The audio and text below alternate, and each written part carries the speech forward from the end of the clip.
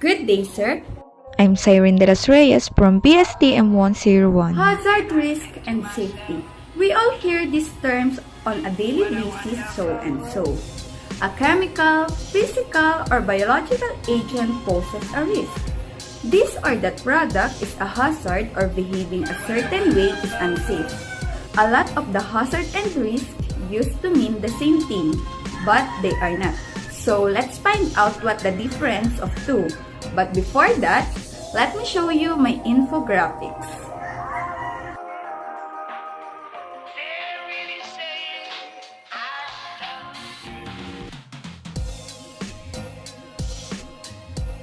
And now you see my infographics. Let's now identify what is hazard. A hazard is a source or situation with the potential of harm in terms of human injury or ill health, damage to property, damage to the environment, or combination of these. There are three classifications of hazard. It is the biological hazards, chemical hazards, and physical hazards. Biological hazards might have a scary name, but they are quite easy to understand. Basically, they can be summed up as carrying diseases from a specific area to another, contributing to the spreading of diseases as well as the mutation of disease and them more becoming and more resistant. So let me give you an example of this. In different places of the world, the immune system of humans' resistance of plants and animals have adapted to their environment over the time. When we travel, we bring with us diseases from other countries which the other country might not have known before. Therefore, immune systems are not used and they adapt to those diseases, which makes their spreading and mutation even easier. So let us now proceed to chemical hazards. It is simply the risk involved with using a chemical. Let me give you an example of this. So in the workplace, chemical hazards can be health hazards, where workers and other personnel are exposed to hazardous chemicals through inhalation, absorption through the skin, or ingestion and swallowing. Let us now proceed to the third and last one, the physical hazard. It is an agent or factor or circumstance that can cause harm with contact. Let me give you an example of this. An example is when a waitress served a food on her customer and she didn't notice that her hair fall on the food. So that thing we called is physical hazard. Now, you all know what is hazard. And of course, we need to identify what is the risk. Risk is a chance or probability that a person will be harmed or experience an adverse health effect is exposed to a hazard. It may also apply the situation with property or equipment loss or harmful effects on the environment. To eliminate the risk, there is a risk assessment process. First, identify hazards and risk factors that have the potential to cause harm. Second, analyze and evaluate the risk associated with that hazard. Third, determine appropriate ways to eliminate the hazard or control the risk when the hazard cannot be eliminated. Fourth, action. Identify action to eliminate or control the risk. Lastly, evaluate. We need to conduct an evaluation. Let me give you some example of these two. This ladder is a hazard. But when a man climbs and he falls, it is called a risk. A flying airplane is a hazard. But when it flies with thunderstorms and it crashes, it is called a risk. Let us now proceed on how to eliminate the hazard. So, as you can see at the picture, it is the hierarchy of control. First, the elimination. It totally removes a hazard by abandoning an activity or carrying out in a different way. This control should be used when the risk is too high or a safer option is available. Second, the substitution. Reduce risk by using a safer alternative, example, a less hazardous form of substance, a lower risk item of equipment. Always check if substitutes introduce other hazards. The third one, engineering controls. Control by design. Engineering controls don't usually rely on actions by people. Example, isolation, barriers, fixed guards, ventilation systems, often used to keep hazards away from causing harm. Fourth one, the administrative controls. Safe system of work, monitoring and supervision. Plan work patterns, limit exposure times, and scheduled events.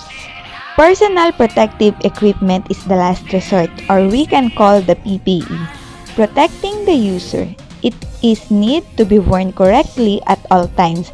It reduces any remaining risk. Like this pandemic, we can use the PPE as our protecting kit. And now we are down to the last part of the infographics. How to control the risk. Some practical steps you could take include trying a less risky option, preventing access to the hazards, organizing your work to reduce exposure to the hazard, issuing protective equipment, providing welfare facilities such as first aid, and washing facilities involving and consulting with the workers. To evaluate the risk, we have to take many factors into consideration. How, where, how much, and how long one can be exposed to the hazard all are things to be taken into account. How can we manage the risk? Risk can thus be managed by limiting exposure to a danger and by adoption of the risk reduction measures. Prevention might be a better idea to reduce risk. For example, driving has been made safer by speed limits, the use of the seat belts, bumpers, airbags, driver's assistance system, and etc. So let's go back to our infographics.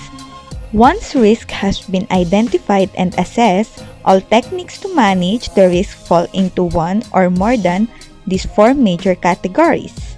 This is the 4 ways to manage the risk. First is the risk avoidance. This includes not performing an activity that could present risk, refusing to purchase a property or business to avoid legal liability is one such example. Avoiding airplane flights for fear of hijacking. Avoidance may seem like the answer to all risk, but avoiding risk also means losing out on the potential gain that accepting the risk may have allowed. Not entering a business to avoid the risk of loss also avoids the possibility of earning profits. Increasing risk regulation in hospitals has led to avoidance of treating higher risk conditions in favor of patients presenting with lower risk. Second, the risk reduction or optimization involves reducing the severity of the loss or the likelihood of the loss from occurring. For example, sprinkles are designed to put out a fire to reduce the risk of loss by fire. This method may cause a greater loss by the water damage and therefore may not be suitable. Halon fire suppression system may mitigate that risk, but the cost may be prohibitive as a strategy. Third one, the risk retention. It involves accepting the loss or benefit of gain from a risk when the incident occurs. True self-insurance falls in this category. This risk retention is a viable strategy for a small risk where the cost of insuring against the risk would be greater over than the time of the total losses sustained. All risks that are not avoided or transferred are retained by default. This includes risks that are also large or catastrophic that either they cannot be insured against the premiums would be invisible. War is an example. Since most property and risk are not insured against war, so the loss attributed to war is retained by the insured. Any of the amounts of potential loss over the amount insured is retained risk. This may also be acceptable if the chance of a very large loss is small or if the cost to insure for greater coverage amount is so great that it could be hinder the goals of the organization. So the last but not the least is risk sharing. It is briefly defined as sharing with another party the burden of loss of the benefit of gain from a risk and the measures to reduce a risk. The term of risk transfer is often used in place of risk sharing in the mistaken belief that you can transfer a risk to a third party through insurance of outsourcing. In practice, if the insurance company or contractor go bankrupt or end up in court, the original risk is likely to still revert to the first party, as such as the terminology of practitioners and scholars alike to purchase generally retains legal responsibility for their losses transferred, meaning that the insurance may be described more accurately as a post-event compensatory mechanism. Thank you for watching until the end of this video. I hope you learned a lot.